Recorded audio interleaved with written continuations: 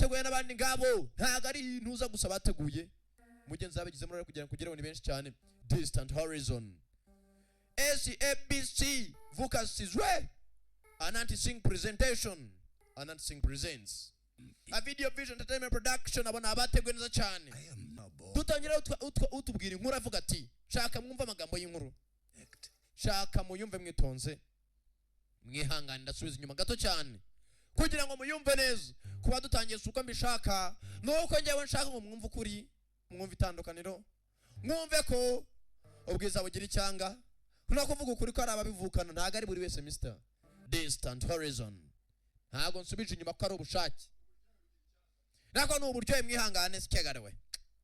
Yewe SABC Vuka Sizwe abona abateguye Ananti Singh presentation. Shaka mwumva amagambo ya filime ya rumutanya tubwira inkuru.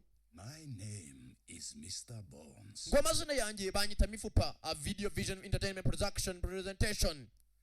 But I am not the Mr. Bones whom you may have met. Umva njyewe ntago ndi Bones mushobora kuba mwahura nawe. Oh, I am in fact his great grandfather. Njyewe ngo ndi sogokuru urenze agatangaza wa Mr. Bones. Ngo atangiye tubwira inkuru ati amazina yanjye nitwa Mr. Bones. Gusa kuba ndi Bones ntago bivuze ko njye ni Bones mushobora kuba mwabona. Njyewe ndi sogokuruza wa sogokuru wa Mufupa. Umugabo atangiye atubwira ati nitwa Mufupa. And my story took place many moons ago. Mugenzi inkuru yanjye y'ubuzima yabaye mu myaka myinshi ishize. Nani inkuru arimo aratuganirira. When I was the prophet of the Kuvuki tribe. Mugenzi ngo nari umwe mapfumu cyangwa se mu ntumwa zaturukaga mu gace kitwa Kuvuki. Of magic. Nari mfite maji and adventure. Ati iyi ni inkuru yanjye y'urukundo kandi inkuru y'agatangaza. Baratwereka mu gace kitwa Kuvuki land mu 1879 during the British invasion, ubwo abongereza bari barateye muri Afrika y'Epfo. Iyi na gace kitwa Kuvuki land ngo akumva u Rwanda ukumva Nyamirambo ukumva Biryogo za Gatsata, hano bahitaga Kuvuki land na gace mu 1879. Inkuru dutangiranye hasukara ari hakuno dore tumwe twitwa Imara. Ntago ari imparagi ni Imara. My king, ni umwami nyiri cyubahiro, my king. Hano ari umusore wicaye manza ari umwami. Spring back. Zari kusuzara ukuntu intuza bazita Sacred words. Bega nagatangaza bituma abantu baswaca neza. Agize gutya hari warashi Imara. Sasa kuno abongereza barateye barasimara. Abaginga umusore avana yakuno twatundusinziriza hari wishi Imara. Mukinga ari marasa amatungo yiwacu wagira ngo twaraya uretse ngo abeho yoketwa no agacishaho. Mukinga we mukurikirana igaro yo kapfa umwami akurikira umwongereza. Umuginga aratwaye tu mukurikira umuginga wangu nguri umwongereza arakurura nguri ya dore birenge dore bititino arakaratsa ye kugutwi ndapfuye agacomora. Sasa tuno murashe turasinzira yego wangu urakoze kumuhereza ayiwe yewe akana bamurace barasinziriza ahita ajya hasi. Yewe none umva shovari we araka dore kwandika 8 yewe stamina yebo umugabo abura uburinganire controle bamurasha kanu gutwi ariko ari mu rozi.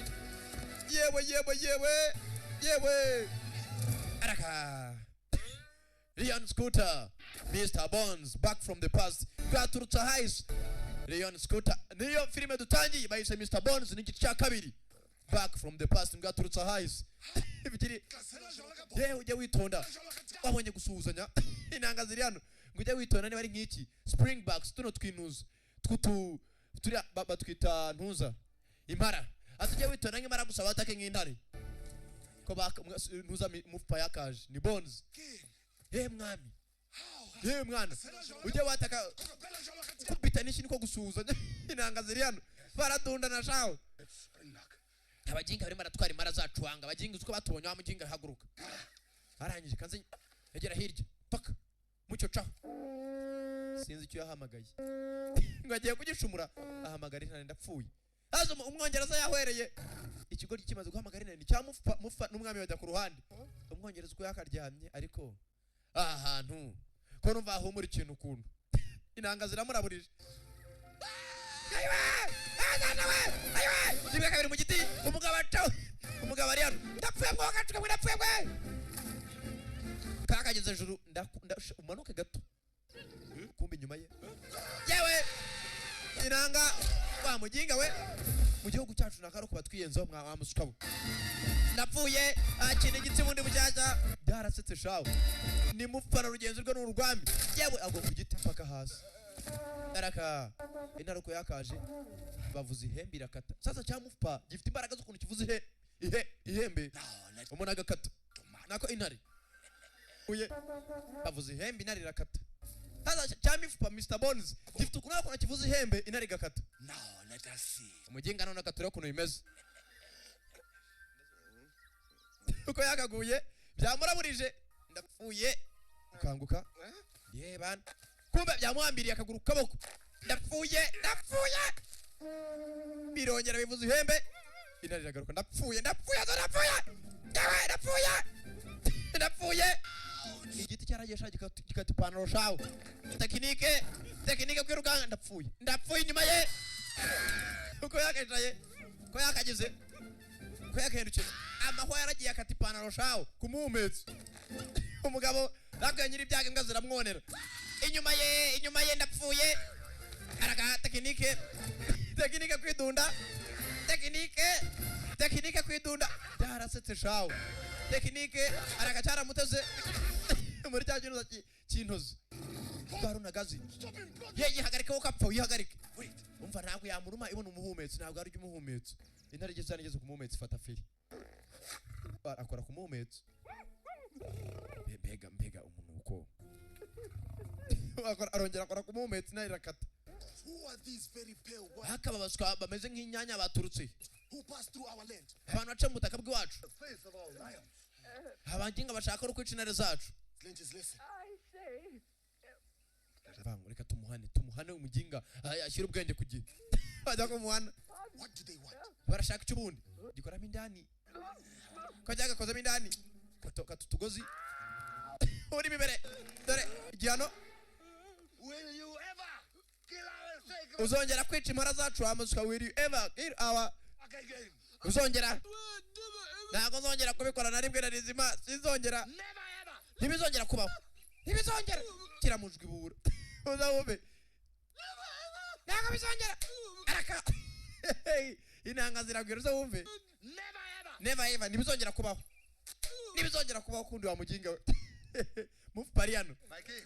muginga reka tumuhaye isomo wanga umwami Listen this. hasi n'umuginga asigaye gufata igiti yewe kumuhumetsa igoryi Whoever return. ntuzongera gutekereza garuka hano wamusuka we Your people. never ever return wahamusuka we hasa byavuze ngo yambaye imyenda imeze nk'iyi nyanya tuvuye rero tugaruka hakuno sasa abongereza bari barakoroneje bakoroneza ibihugu bindi bitandukanye nk'ubuhinde bakiyambaza abahinde bakabajya bakakora mu gisirikare Don't worry, mwana ndambenge kuba hano umeze nk'imbohe these British bastards abaginga babongereza tuzabacika rimwe wangu are going to sell this stone for such a heap of bumva nzagurisha ibuye n'iry'agaciro kandi nzasubira iwacu mu mahoro goat and a bride. Are Bapre, she will need a tweezer to nzashaka n'umugore atuhamuswe uhubuka nta n'imbunda ufite ngo uzashaka wamuswe nzamubona nyine yararusha ari ufite ibuye ry'agaciro cy'ikigori gisasa gifata dynamite bimwe biturika umva none urabona tuzabatera bazumirwa gifata dynamite gikira hakuno mu isosi ya togos gikiramo dynamite ubwo n'amazahero no guturika n'agasafuriya yewe amasaha y'icyakura yageze muze mwese mbarurire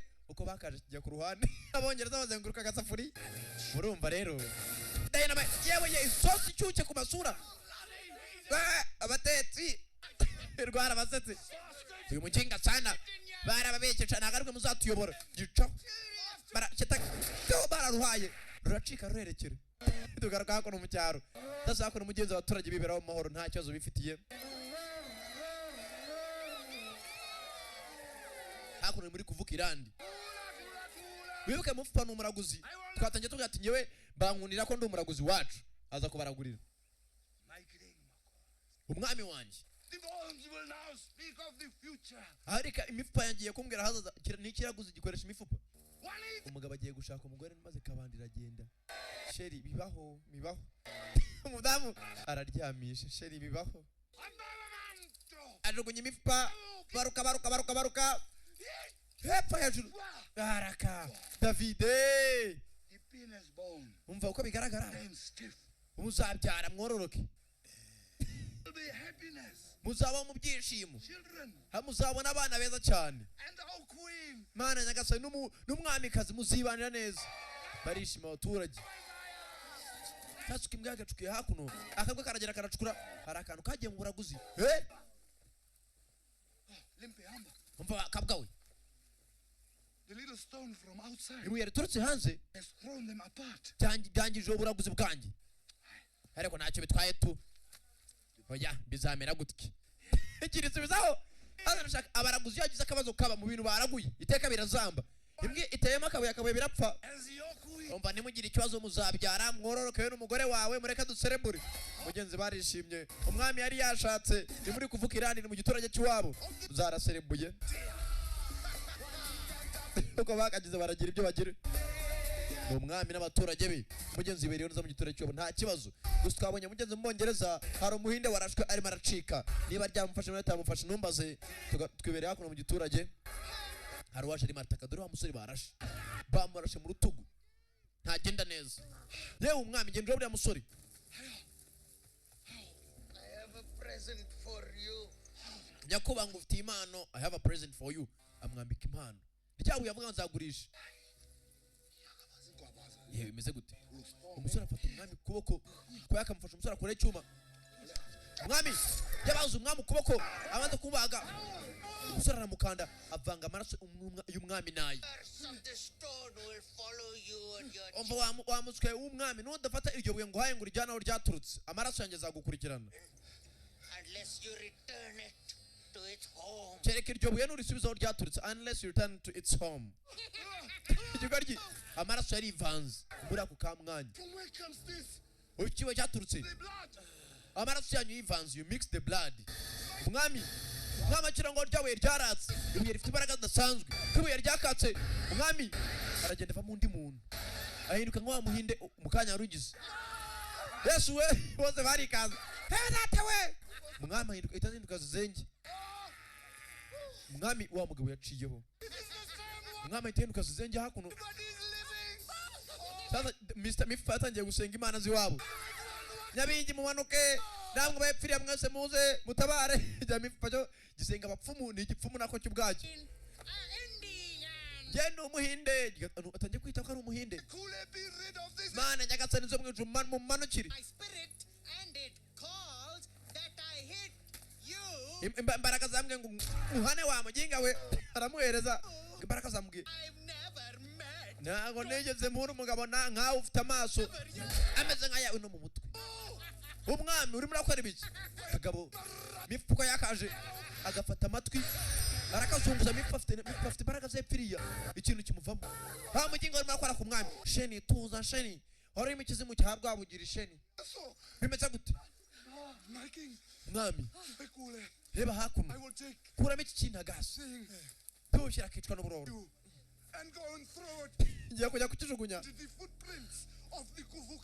ndashaka nyijugunya ahantu hatazigera ibirenge by'abaturage bo muri Kuvuki yazanye ikibuye ajya kukijugunya ngo aho igiturage cyabo kigarukira mana nyagasani nimuzatume iki kibi cyongera kugaruka mu giturage cy'iwacu ndabasaba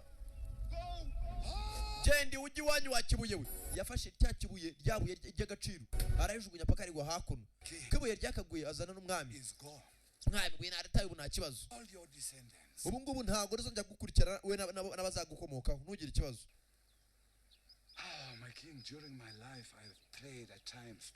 mwami nanjye buriya umuntu ajya agira kwifuza nyiri umusore kuva kera nawe aragasenga ngo nzabona umugore gusa sindamubona akibona imbata ni igihigi babaretse nza n'imbata ibindi turayavugana mu nyuma. Perhaps it is because with women I am like the springbok. umva rero nanjye iyo ntekereje abagore bitamena nka za dendu urumva kanza n'imbata ibintu turayavugana kijya gushimuta imbata n'uruhigi n'ururaguzi ntago rurya ngo ujye rutahize aragenda agahiga ikintu akabona kurya ntago ajya arya inyama zitetse kereka yayihize akayitekera nibwo agira iryo ko yakaje dore akabata hakurya gica munsi mu mazi ni igihigi gikuru cy'akarakarabura n'uruhigi ko rwagacubirana